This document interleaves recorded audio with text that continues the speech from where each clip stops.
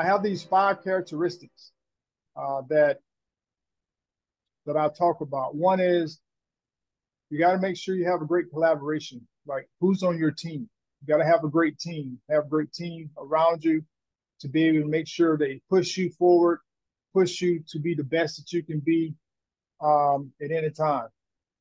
The second one, you have to be accountable. First, you have to be accountable to yourself in order to be able to hold someone else accountable.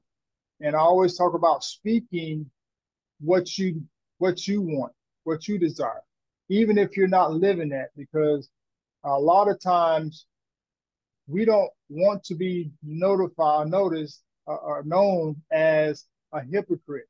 I guarantee you, if I ask anybody on this call, if you want to be known as a hypocrite, you wouldn't raise your hand. And so when we start talking about accountability, if you start speaking life into other people, even if you're not living it, you're going to feel a conviction because you're going to say, hey, I'm not living like that. And so I always encourage people, speak it. It's going to hold yourself accountable. The third characteristic is being a servant leader. You know, are you willing to serve someone else? My dad was a great servant leader.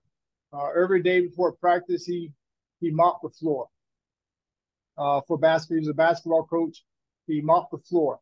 After practicing games, he washed the uniforms.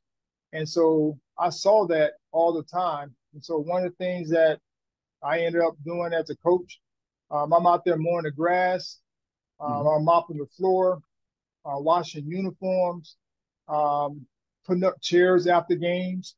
And people are like, well, you want a Heisman? You're a professional. Why are you doing this? Somebody else can do that. Well, if you see something that needs to be done, then you get it done. So being a servant leader is a characteristic that all champions have. The fourth one is work ethic.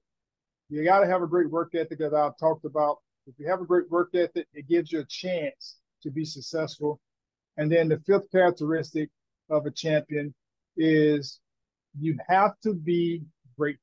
You got to have gratitude.